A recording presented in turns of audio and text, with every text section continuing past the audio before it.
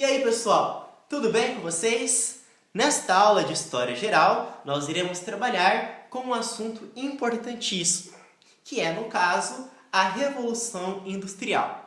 Quando nós falamos na Revolução Industrial, nós dizemos que a mesma se caracteriza notadamente, marcadamente, pela substituição da manufatura pela maquinofatura. Para você entender melhor, quando nós dizemos em manufatura ou maquinofatura, o critério de distinção entre uma e outra é basicamente a força motriz utilizada. No caso da manufatura, a força motriz utilizada é a força humana, a força animal, natural sem transformação. No caso, o vento, a água. No caso da maquinofatura, a força motriz utilizada tem a ver com uma transformação físico-química. Como assim, Rafael? Eu não entendi. O que você quer dizer com transformação físico-química? Para você entender, vamos ilustrar um caso bem elucidativo. Suponhamos que nós tenhamos carvão mineral. À medida que, conforme eu queimo esse carvão mineral, quando nós queimamos esse carvão mineral, automaticamente, por conseguinte, nós iremos ter a liberação de calor. Evidentemente, quando você queima, é natural que ocorra a liberação de calor. Esse calor, por sua vez, ocasiona o aquecimento da água. Então, esse calor liberado pela queima do carvão mineral vai aquecer a água, vai esquentar a água. E, logicamente, que quando a água está submetida a um processo de aquecimento, ela libera vapor, porque sofre vaporização. Esse vapor, por sua vez, quando submetido a determinadas pressões, literalmente empurra o pistão. E esse pistão gera trabalho, gera movimento.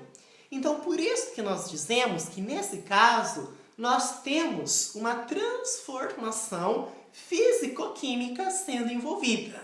Por que físico? Porque tem a ver com movimento, entendeu? Dinâmica, entendeu? Trabalho, tudo que você estuda lá em física, com o professor de física. E por que é uma transformação química? Porque envolve os processos químicos, né? Entendeu? Envolve as mudanças de estado, que no caso, né, a vaporização. Então, é um processo físico-químico, entendeu? Então, o processo em que nós temos uma transformação físico-química é quando nós estamos trabalhando com a maquinofatura, entendeu? Até o século XVIII, pessoal, até o século XVIII, o que nós tínhamos de fato era moinho de vento, tear mecânico, roda d'água, até o século XVIII. A partir do século XVIII, nós começamos a ter, de fato, o quê? Um maior rendimento do trabalho proporcionado por esses maquinários, em que nós temos uma transformação físico-química sendo envolvida, entendeu? Então eu vou ter um maior rendimento do trabalho. Por quê? Porque eu vou ter uma força constante. E quando eu tenho uma força constante, evidentemente, a eficácia é muito maior, a rapidez é muito maior, entendeu? Tá, e aí quando nós falamos na Revolução Industrial, nós não podemos nos esquecer, de hipótese alguma, do êxodo rural. Não há como se falar em Revolução Industrial sem mencionarmos o êxodo rural. Então, se você estiver de frente a uma questão discursiva em que você tem que dissertar a respeito da Revolução Industrial, você não pode esquecer de fazer o planejamento do seu texto, de citar, o êxodo rural. Por quê? Explica melhor. O êxodo rural, que vocês estudam em geografia, com o professor de geografia, é a saída é o deslocamento da população das áreas rurais para as áreas urbanas. E quando ocorre a Revolução Industrial, quando ela é propagada nos grandes centros urbanos, isso torna-se um chamariz para essas pessoas que estavam situadas nas áreas rurais. Então, logicamente, intuitivamente, essas pessoas elas vão se deslocar das áreas rurais para as áreas urbanas, por vários fatores, pela própria mecanização do campo. Lá no campo nós vamos ter os maquinários, no próprio campo nós vamos ter a mecanização. Então, diante disso, face a essa situação, essas pessoas no campo se veem na condição de vir para os grandes centros urbanos, justamente por conta da mecanização do campo e também por conta da expansão industrial nas áreas urbanas, entendeu? Além do êxodo rural, não é êxodo urbano, é êxodo rural, pessoal. Êxodo da saída rural da área rural, tá? Nós vamos ter o quê? Nós vamos ter uma inversão do eixo populacional. Então, cite isso também na sua questão discursiva. Ocorre, inevitavelmente, uma inversão do eixo populacional. Em outras palavras, a população deixa de ser majoritariamente rural e passa a se tornar majoritariamente urbana. Entendeu? Então, eu vou ter êxodo rural, vou ter a inversão do eixo populacional.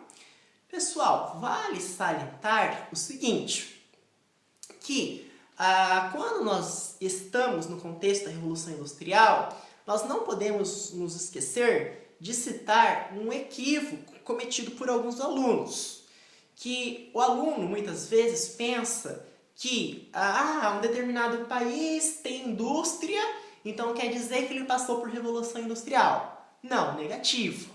Não quer dizer que se um país tem indústria, ele terá necessariamente ter passado por um processo de Revolução Industrial. Uma coisa não tem nada a ver com a outra. Afirmar que um país tem indústria não implica dizer que ele passou necessariamente pelo processo de Revolução Industrial. A título de exemplificação, nós temos o caso da França, que desde o final do século XVII, da época do cobertismo, já tinha indústrias. No caso da Prússia, atual nordeste da Alemanha, em 1720 já tinha indústria. Mas isso não quer dizer que França e Prússia foram as pioneiras da Revolução Industrial. A pioneira da Revolução Industrial foi, evidentemente, a Inglaterra, por uma série de fatores, uma série de razões que nós vamos ver daqui a pouco, tá? Pessoal, outra coisa muito importante que você pode citar numa questão discursiva que fale sobre Revolução Industrial. A Inglaterra, ela causou uma alteração absurdamente grande na composição do PIB, que vocês estudam em geografia.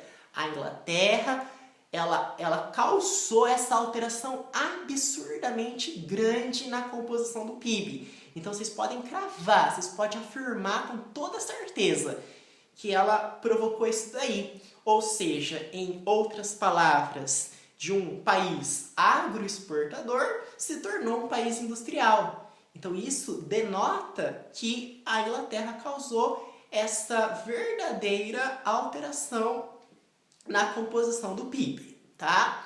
Bom, outra coisa interessante são os fatores do pioneirismo inglês no que tange a questão da Revolução Industrial. Tem várias razões, a gente vai citar algumas só, senão a gente vai ficar aqui o dia inteiro falando, tá?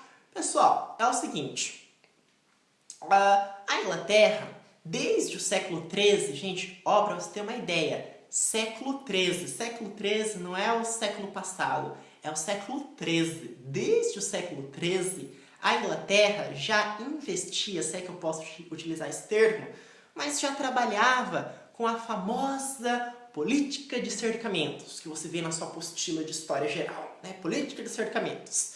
Na política de cercamentos, o que nós tínhamos lá era uma criação de ovelhas que ficavam pastando lá.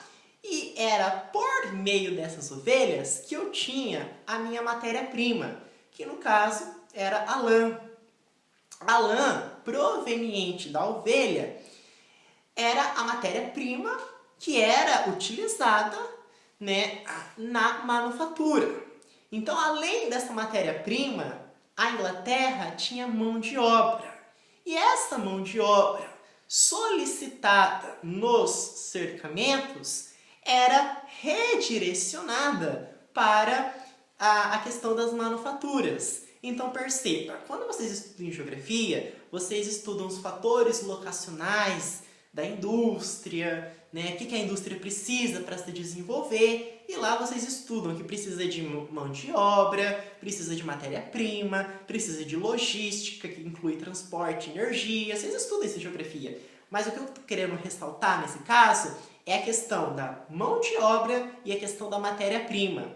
Com a política de cercamentos, desde o século XIII, a Inglaterra já tinha matéria-prima, que no caso era a lã proveniente da ovelha, que eram criadas as ovelhas nesses cercamentos, que ficavam pastando, então já tinha matéria-prima, já tinha mão de obra, entendeu? Então ela já estava se desenvolvendo, era um embrião industrial. Não é industrial, mas já estava, como que eu posso dizer?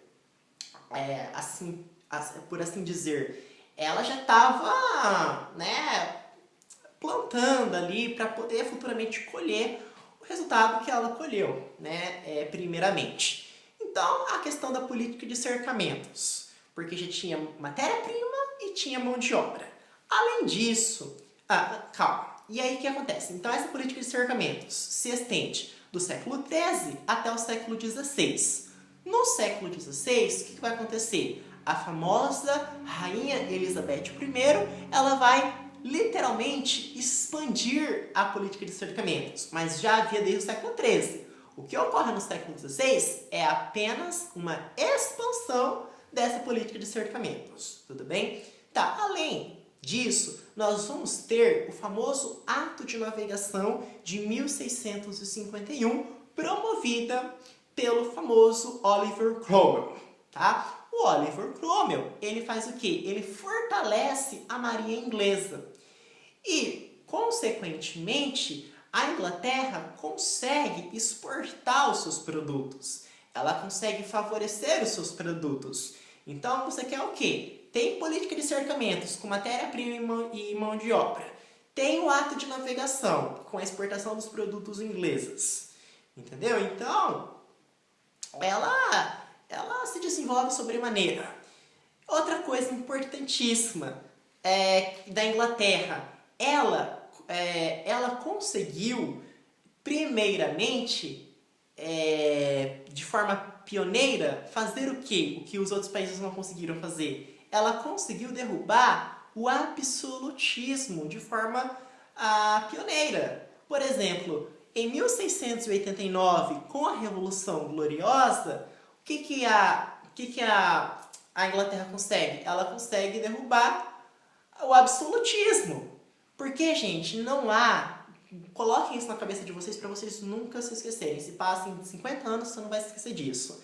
Não há como se falar em revolução industrial, que é a temática da nossa aula, sem antes passar por uma revolução burguesa, sem antes derrubar o absolutismo. Não tem como você ter revolução industrial se você não derrubar o absolutismo, se você não passar por uma revolução burguesa. É preciso que haja uma revolução burguesa, é preciso que haja a derrubada do absolutismo. E assim a Inglaterra o fez de forma excepcional em 1689 com a Revolução Gloriosa. Por isso que eu posso dizer que a Revolução Gloriosa também contribuiu para o pioneirismo inglês. Por quê? Porque foi com a Revolução Gloriosa que a Inglaterra derruba o absolutismo. Tudo bem? Por exemplo, a França só vai fazer isso 100 anos depois, em 1789, já está muito tarde, entendeu? Na verdade, a França, assim, a rigor, em 1789, por meio da Revolução Francesa, ela consegue derrubar o absolutismo, mas a sua concretização de fato, a sua consolidação, se dá somente em 1830, com as Jornadas Gloriosas, tá, pessoal? Então, na próxima aula, a gente termina, tá? E aí a gente já parte para o próximo assunto, beleza? Muito obrigado pela atenção de vocês. Fiquem com Deus.